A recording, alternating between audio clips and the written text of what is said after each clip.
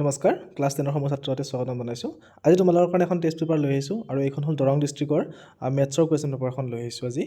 তো ইয়াতে যিকেইটা MCQ আছে মই MCQ কেইটা ধুনীয়াকৈ কৈ দিম, তোমালোকক চাই যাবা। প্ৰথমটো MCQ লৈছোঁ আমি কিমান, এক নম্বৰটো দিছে যে 306 আৰু 657 এই দুটা সংখ্যাৰ লসাগুটো দিয়া আছে আমাক 22,338। তেনেহ'লে এই দুটা সংখ্যাৰ আমাক কি উলিয়াব দিছে, গসাউ উলিয়াব দিছে। তো আমি যিটো সূত্ৰ আছিলে লসাগু পূৰণ গসাউ ইকুৱেল টু সংখ্যা দুটাৰ পূৰণফল, তো সেই সূত্ৰটো মতে কৰিলে আমি উত্তৰটো পাম অপশ্যন বি 9। তো অপশ্যন বি 9টো আমাৰ শুদ্ধ উত্তৰ। নেক্সট 2 নম্বৰটো দিছে এইটো ব্যস্ত অনুপাতৰ অংক দিছে যে XY দুটা দিয়া আছে আৰু 1:32 2:16 হ'লে 8 কিমান হ'ব সুধিছে। তো চোৱাইটো তোমালোকে যে এটা বাঢ়ি গৈছে আনটো কমি গৈছে, তাৰমানে আমি কি কৰিব লাগিব, 1 আৰু 32 পূৰণ কৰিলে যিমান পাওঁ বা 2 আৰু 16 পূৰণ কৰিলে সেইখিনিয়ে পাওঁ। তাৰমানে 1 32 গুণ 32 2 16 গুণ 32, গতিকে আমি চাব লাগিব যে 8ৰ লগত কি পূৰণ কৰিলে 32 হয়, তাৰমানে কিমান হ'ব, এইটো 8 4 গুণ 32, অৰ্থাৎ অপশ্যন চিটো শুদ্ধ উত্তৰ। নেক্সট 3 নম্বৰটো চোৱা, তলৰ কোনটো সংখ্যা যুগ্ম সংখ্যাৰ বৰ্গ। তো ইয়াতে গোটেইকেইটা অযুগ্ম সংখ্যা দিয়া আছে, মাত্ৰ অপশ্যন ডিটোৱে যুগ্ম সংখ্যা দিয়া আছে আৰু আমি জানো যে কি যুগ্ম সংখ্যাৰ বৰ্গটো সদায় যুগ্ম সংখ্যাই হয়, গতিকে আমাৰ অপশ্যন ডিটো শুদ্ধ উত্তৰ। নেক্সট 4 নম্বৰটো দিছে পি এটা মৌলিক সংখ্যা, তেন্তে পিৰ উৎপাদকসমূহৰ যোগফল কি হ'ব সুধিছে।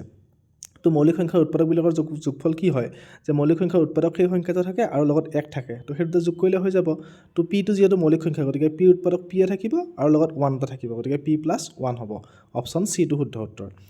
নেক্সট 5 নম্বৰটো চোৱা, এটা বহুপদ দিয়া আছে আমাক আৰু এই বহুপদটোৰ শূন্য দুটাৰ যোগফল দিছে √2। তো আমাক কৈছে কি কেৰ মানটো কি হ'ব সুধিছে। তো শূন্য দুটাৰ যোগফল দিয়া আছে যিহেতু, গতিকে -b/a আমি ল'ব লাগিব। তো -b/a = √2 হ'ব। তো -bৰ মানটো কি হ'ব, -k√2 আৰু এৰ মানটো হ'ব 2। তো এইখিনি বহাই দিলে সৰল কৰিলে আমি কেৰ মানটো কিমান পাম, অপশ্যন বি যিটো দিয়া আছে 2, সেইটো শুদ্ধ উত্তৰ। নেক্সট 6 নম্বৰটো চোৱা, ইয়াত কেইটামান উক্তি দিয়া আছে, শুদ্ধ অশুদ্ধটো বাচিব দিছে। তো n মাত্ৰাৰ বহুপদ এটাৰ শূন্যৰ সংখ্যা কিমান হ'ব সুধিছে। তো এনৰ যিটো বহুপদ আছে সেই বহুপদটোৰ শূন্যৰ সংখ্যা কিমানটা হ'ব, যে এনটো বহুপদটো যিমান মাত্ৰা থাকে সেইটোৱে শূন্য হয়, গতিকে ইয়াতে n+1 দিয়া আছে, গতিকে এইটো অশুদ্ধ আমাৰ। নেক্সট ax² + bx + c এই দীঘাত বহুপদটোৰ শূন্য দুটাৰ সমষ্টি কি কৈছে, -b/a, এইটো শুদ্ধ। আৰু এইটো বহুপদৰ শূন্য কি হৈছে, -b/a, এইটো হ'ব। তোমালোকে চোৱা যদি ax + b = 0 দি কেনে কৰিলে xৰ মানটো -b/a পাবা, গতিকে আমাৰ 2 নম্বৰ আৰু 3 নম্বৰ উক্তি দুটা শুদ্ধ। তো আমাৰ কোনটো হ'ব, অপশ্যন চিটো যিটো দিয়া আছে যে 1টো অশুদ্ধ কিন্তু 2 আৰু 3 শুদ্ধ, সেইটো শুদ্ধ উত্তৰ আমাৰ।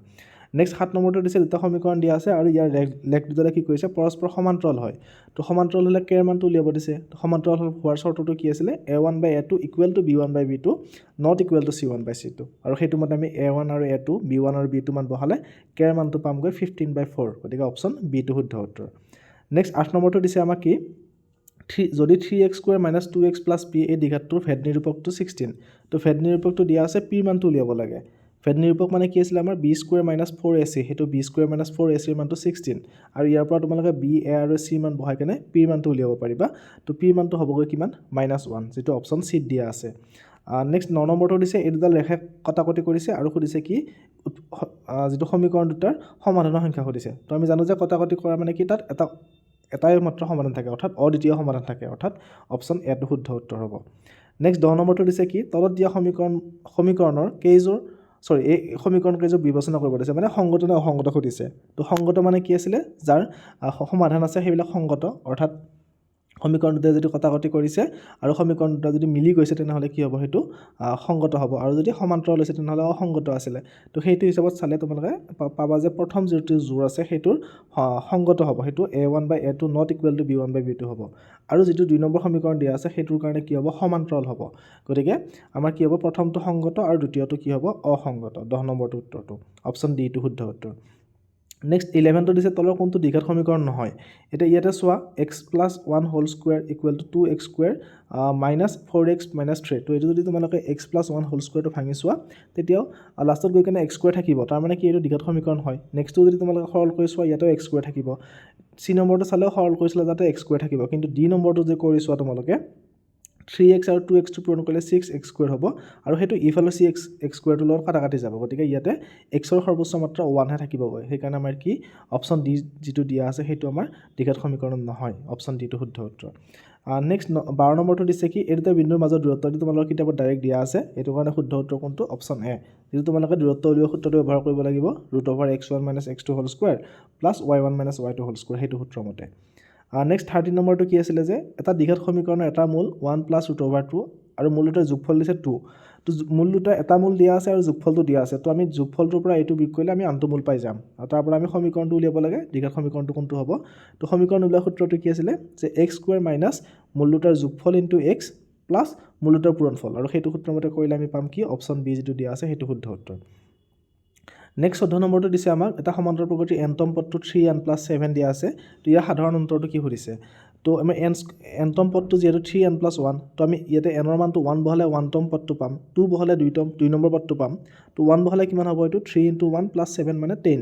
2 বহালে কিমান হ'ব 3 × 2 = 6 6 + 7 কিমান হ'ব এইটো 13 গতিকে 13 ৰ পৰা 10 বিয়োগ কৰিলে আমি কিমান পাম 3 পাম গতিকে সাধাৰণ অন্তৰটো আমাৰ কিমান হ'ব অপচন বি যিটো দিয়া আছে 3 নেক্সট 15 নম্বৰটো দিছে এই সমান্তৰাল প্ৰকৃতিটোৰ nটা পদৰ যোগফল সুধিছে তো তোমালোকে এইটো √2 তুমি ভাঙিব নোৱাৰা এনেকৈ থাকিব √18 টো যদি চোৱা কি লিখিব পাৰিবা এইটো 2√2 লিখিব পাৰিবা আকৌ যদি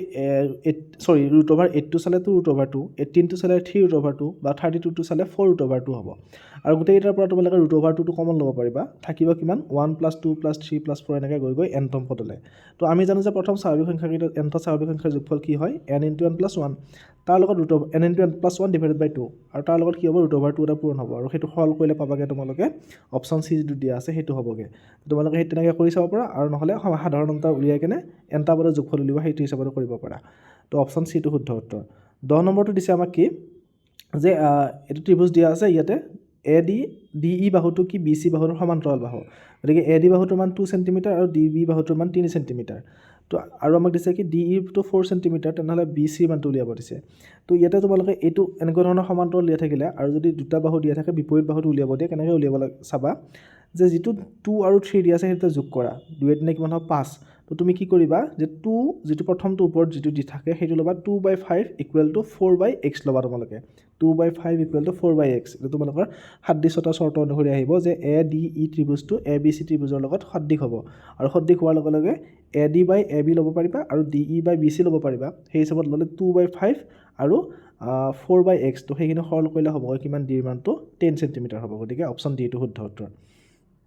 x ৰ মানটো নেক্সট 17 নম্বৰটো দিছে কি আমাক ABC আৰু QPR ত্ৰিভুজ এটা সদৃশ AC বাহুটো কাৰ লগত অনুৰূপ হ'ব AC বাহুটো হ'ব QR ৰ লগত তো AC বাহুটোৰ মান 6 হ'লে QR ৰ মান 3 দিছে মানে 6 ৰ আধা তো BC বাহুটো কাৰ লগত সদৃশ হ'ব PR ৰ লগত BC বাহুটোৰ মান দিছে কিমান 5 cm তো আধা হ'লে কিমান হ'ব 2.5 গতিকে অপচন বি টো শুদ্ধ উত্তৰ নেক্সট 18 নম্বৰটো দিছে এই দুটা বিন্দু সংযোগী ৰেখাখণ্ডৰ মধ্যবিন্দুটো দিয়া আছে এইটো A3 আৰু 4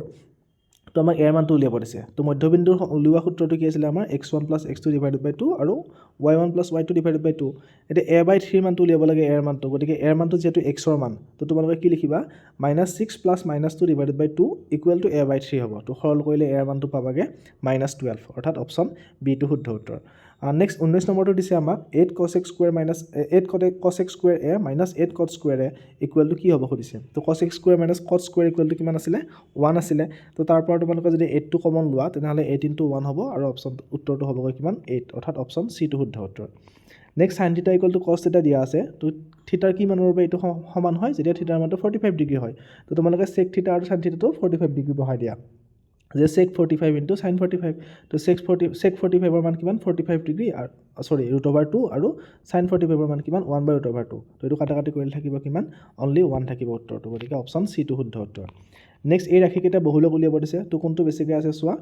4টো সৰ্বাধিক আছে গতিকে অপচন ডি টো শুদ্ধ উত্তৰ নেক্সট 22 নম্বৰটো দিছে আমাক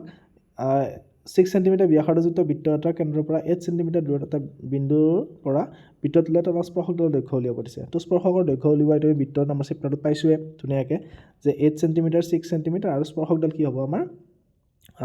ভূমি হিচাপে ল'ব লাগিব যিটো ব্যাসাৰ্ধ সেইটো আমাৰ কি হয় লম্ব হ'ব আৰু যিটো বিন্দুৰ পৰা কেন্দ্ৰলৈ দূৰত্ব সেইটো আমাৰ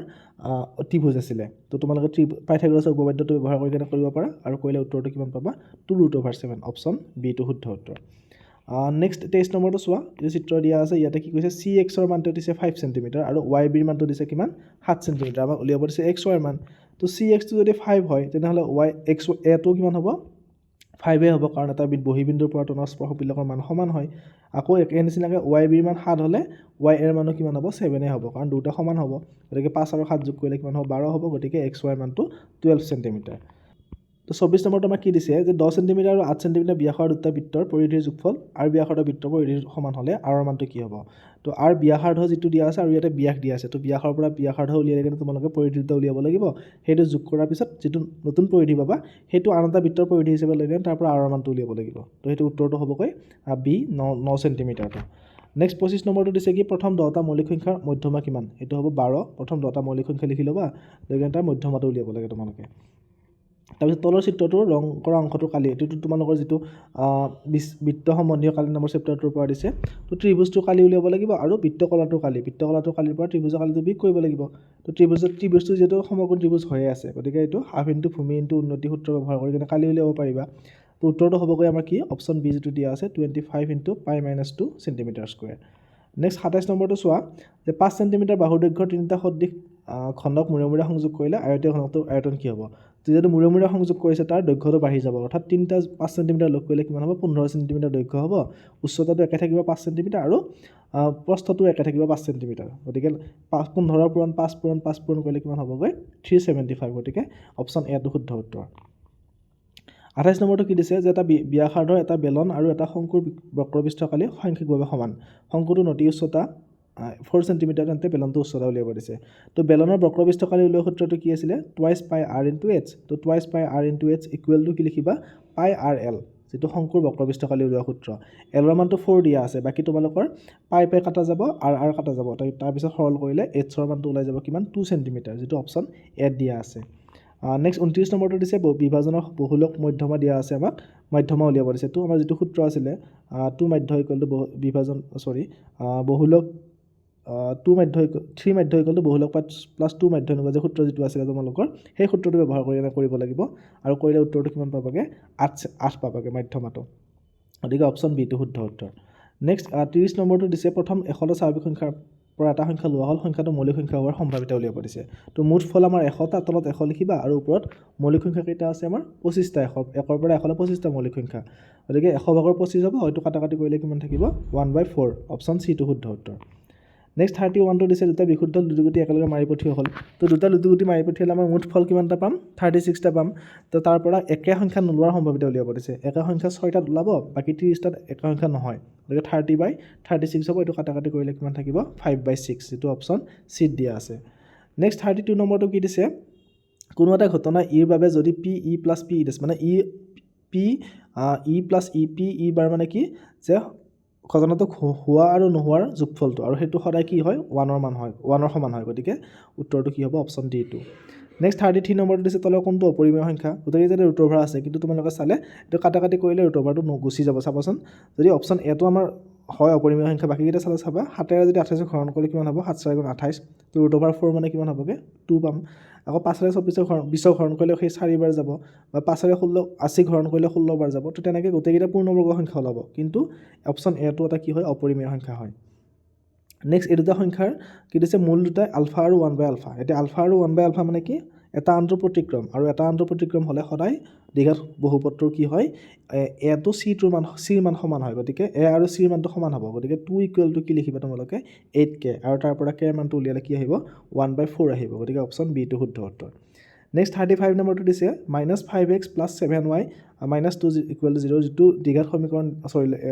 লৈখিক সমীকৰণ লৈছে এই লৈখিক সমীকৰণটো কি কৈছে লেখডালে হয়তে মিলি যোৱাৰ লেখডালৰ সমীকৰণ উলিয়াব দিছে তো মিলি যোৱা হলে কি হ'ব a1/a2 b1/b2 আৰু c1/c2 সববিলাক সমান হ'ব আৰু হেনেকুৱা সমান হোৱা কোনটো আছে আমাৰ অপচন সি যেটো দিয়া আছে হেতুৰ অনুপাত বিলাক সমান হ'ব গতিকে অপচন সি টো শুদ্ধ উত্তৰ নেক্সট 36 নম্বৰটো দিছে y = 1 আৰু y² + ay + 3 = 0 আৰু y² + y + b = 0 সমীকৰণ দুটা সাধাৰণ মূল হয় তেন্তে a আৰু b মান উলিয়াব দিছে তো y মানটো প্ৰথমত 1 বহাই দিবা দ্বিতীয়টো y মানটো 1 বহাই দিবা দিলে তোমালোকে a আৰু b মানটো পাই যাবা তোমালোকে আৰু a আৰু b মানটো পূৰণ কৰিলে আমি পাই যাম কিমান 3 পাই যাম উত্তৰটো অপচন এ টো শুদ্ধ উত্তৰ বুজি পালা এইটো যে প্ৰথম সমীকৰণটো y মানটো 1 বহাই দিবা আৰু দ্বিতীয়টো y মানটো 1 বহাই দিবা দিলে তোমালোকে a আৰু b মানটো পাই যাবা তাৰ পিছত পূৰণ কৰিলে আমাৰ 3 উত্তৰ ওলাব অপচন এ টো শুদ্ধ উত্তৰ 37 টো কি দিছে যে সমান্তৰাল প্ৰকৃতিৰ এটা পদ 42 হ'ব এটা কোনটো সমান্তৰাল প্ৰকৃতিৰ এটা পদ কি হ'ব 42 হ'ব খুদিছে তো এইটো সমান্তৰাল প্ৰকৃতিৰ অংক সহজে আমি এনটম পদটো 42 বুলি লেখনা কৰিব লাগিব আৰু কৰিলে আমি উত্তৰটো কি পাম অপচন সি টো পাই যাম নেক্সট তোমালোকৰ দিছে 38 টো আমাক কি দিছে 4p আৰু 10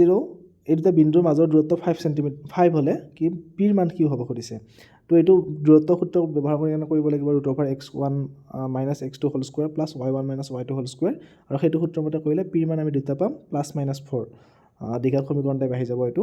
তো অপশ্যন বি টো শুদ্ধ উত্তৰ নেক্সট 39 নম্বৰটো কি দিছে যে sec θ + tan θ = 1/x তো x + 1/x ৰ মান কি হ'ব এইটো বাৰ পৰীক্ষাত আহিছিল তোমালোকৰ HSLC-ত তো এইটো sec θ + tan θ = 1/x তোমালোকে x ৰ মান ল'ব লাগিব 1/sec θ + tan θ আৰু সেইটো sec θ - tan θ ৰে পূৰণ কৰি কেনে এইটো কি কৰিব লাগিব 1/x অনলি x ৰ মানটো পাই যাবা আৰু সেই দুটা যোগ কৰিলে তোমালোকে পাবাগে sec θ পাবা অনলি তো মানে 1/x ৰ মান sec θ + tan θ আৰু অনলি x ৰ মান হ'বগে sec θ - tan θ হ'বগে আৰু দুটা যোগ কৰিলে কিমান হ'বগে sec θ + sec θ tan θ আৰু tan θ টো কেনসেল যাব তো 2 sec θ হ'বগে উত্তৰটো অপশ্যন বি টো শুদ্ধ উত্তৰ নেক্সট 40 নম্বৰটো কি দিছে যে r একক ব্যাসাৰ্ধৰ এটা বৃত্তকলাৰ কালি দিছে 1/4 πr² তেন্তে গৌণ বৃত্তকলাটোৰ কেন্দ্ৰস্থ কোণৰ মান কিমান হ'ব বৃত্তকলাটোৰ কালি 1/4 গতিকে যেটো গৌণ বৃত্তকলা হ'ব এটো কিমান হ'ব θ/360 হলে θৰ মানটো যদি 90 হ'ব 90/360 মানে কি হ'ব 90/360 হৰণ কৰিলে 1/4 থাকিব গতিকে অপশ্যন এ যেটো দিয়া আছে 90 ডিগ্ৰী হেতু হ'ব কেন্দ্ৰস্থ কোণ নেক্সট 41 টো দিছে এই চিত্ৰটো দিয়া আছে ইয়াতে PA আৰু PB দুডাল স্পৰ্শক তো আমাৰ মাজৰ কোণটো দিছে 50 ডিগ্ৰী তো OAB ৰ মানটো উলিয়াব দিছে OAB ৰ মানটো ওকে তো এইটো দীঘলীয়া অংক এইটো তোমালোকৰ ক'ত আছে উদাহৰণ কৰা আছে এনেকুৱা অংক এটা তো সেইটো হিচাপত কৰিব গ'লে OAB ৰ মানটো হ'বগে 25 ডিগ্ৰী তো অপশ্যন সি টো শুদ্ধ উত্তৰ তাৰ পিছত নেক্সট থাকিব তোমালোকৰ এটো কেনেকৈ কৰিব লাগিব চাবা মই বুজাই দিছো অংকটো যে এটো যেটো 50 ডিগ্ৰী আৰু আমাৰ কি হয় OAP ৰ মানটো 90 ডিগ্ৰী হ'ব OBP ৰ মানটো 90 ডিগ্ৰী হ'ব গতিকে আমি যদি চাও OAPB এটা কি হয় চতুৰ্ভুজ হয় চতুৰ্ভুজৰ তিনিটা কোণ পালে আমি এংগল O টো উলিয়াব পাৰিম তো 90 + 90 কিমান 180 180 + 50 কিমান হ'ব 230 আৰু 230 লগত 130 যোগ কৰিলে কিমান হ'ব 360 গতিকে এংগল AOB ৰ মানটো আমি 360 পাম সৰি 130 পাম 130 পালে আমাৰ যেটো ত্ৰিভুজ আছে OAB ত্ৰিভুজ তাৰে OA আৰু OB বাহুটো সমান হলে এংগল A টো আৰু এংগল B টো সমান হ'ব তো আমাৰ যদি ত্ৰিভুজ তিনিটা কোণৰ যোগফল চাও 180 ডিগ্ৰী তাৰে এটা যদি 130 হয় বাকি দুটা কিমান হ'ব 50 ডিগ্ৰী হ'ব আৰু দুটা যেটো সমান হয় গতিকে 50 টো দুটা ভাগ কৰিলে 25 25 হৈ গ'ল গতিকে অপশ্যন সি টো শুদ্ধ উত্তৰ নেক্সট আমাৰ 42 43 44 কেইটা যুক্তি দিয়া আছে গতিকে 42 টো চাইছো কি যে বৃত্তৰ কি কৈছে কালি আৰু ব্যাসাৰ্ধৰ সৈতে বাঢ়ি যায় বৃত্তৰ কালি ব্যাসাৰ্ধৰ সৈতে বাঢ়ি যায় তো হয় কাৰণ বৃত্তটোৰ কালি কি হয় ব্যাসাৰ্ধৰ ওপৰত নিৰ্ভৰ কৰে ব্যাসাৰ্ধটো বাঢ়ি গ'লে কালিটো বাঢ়িব ব্যাসাৰ্ধ কমি গ'লে কালিটো কমি যাব বৃত্তৰ কালি কি a = πr² তো এইটো শুদ্ধ উত্তৰ যে a টো সদায় r ৰ ওপৰত নিৰ্ভৰ কৰে গতিকে উক্তি a আৰু যুক্তি দুটা শুদ্ধ আৰু এইটো কি সঠিক ব্যাখ্যাও হয় তো আমাৰ অপশ্যন এ যেটো দিয়া আছে হেতু শুদ্ধ উত্তৰ নেক্সট দিছে কি 2 4 6 এইটো এটা কি সমান্তৰাল প্ৰগতিৰ 6তম পদটো 12 হ'ব এটো হয় 6তম পদটো 12 হ'ব আৰু nতম পদ উলিওৱা সূত্ৰটো এইটো আৰু এইটো মতে এইটো হৈছে 6তম পদটো 12 গতিকে দুটা শুদ্ধ আৰু কি হয় এইটো সঠিক ব্যাখ্যাও হয় নেক্সট 44 টো কি দিছে আমাক যে এটা বৃত্তৰ স্পৰ্শকৰ স্পৰ্শবিন্দুত টনা ব্যাসাৰ্ধ স্পৰ্শকৰ লম্ব এইটো শুদ্ধ আৰু অপশ্যন বি যুক্তিটো কি দিছে আমাক যে এটা বহিবিন্দুৰ পৰা বৃত্তলৈ টনা স্পৰ্শকৰ দৈৰ্ঘ্য সমান দুটা শুদ্ধ হয় কিন্তু এটা আনটোৰ কি হয় সঠিক ব্যাখ্যা নহয় গতিকে অপশ্যন বি টো আমাৰ শুদ্ধ উত্তৰ 45 টো কি দিছে যে দুটা বৰ্গ সদায় সদৃশ এটো হয় সদৃশ দুটা বৰ্গ আৰু বৰ্গৰ প্ৰতিটো কোণ 90 ডিগ্ৰী দুটা বৰ্গৰ বাহুবোৰ অনুপাত একে হয় আৰু অনুপাত একে হয় কাৰণেটো কি হয় ই সদৃশ হয় আৰু অনুৰূপ কোণবিলাক সমান হয় কাৰণে কি হয় সদৃশ হয় গতিকে উক্তিটো শুদ্ধ যুক্তিটো শুদ্ধ আৰু উক্তিটো যুক্তিৰ কি সঠিক ব্যাখ্যা এটো গতিকে অপশ্যন এ টো শুদ্ধ উত্তৰ তো এমসিকিউ যিকেইটা আছিল মই গোটেইটা উত্তৰটো তোমালোকক কৰিলো বাকি সেকশন বি যিখিনি প্ৰশ্ন উত্তৰ আছে তোমালোকক যদি এইখিনি লাগে বা এমসিকিউ এটা যদি তোমালোকে বৰ্ডত কৰি দিয়াটো বিচাৰা তেনেহলে কমেন্ট যোগে জনাবা মই তেনেকৈ আলোচনা কৰিম আৰু বাকি ডিস্ট্ৰিক্টৰ এনেকুৱা প্ৰশ্নবিলাক মই আলোচনা কৰিছো তো তোমালোকে চেনেলটোত গৈ চাই ল'ব পাৰা আৰু চেনেলটো সাবস্ক্ৰাইব কৰি ৰাখিবা এনেকুৱা ধৰণৰ গণিতৰ বিভিন্ন প্ৰশ্ন উত্তৰ তোমালোকে পাই থাকিবা ধন্যবাদ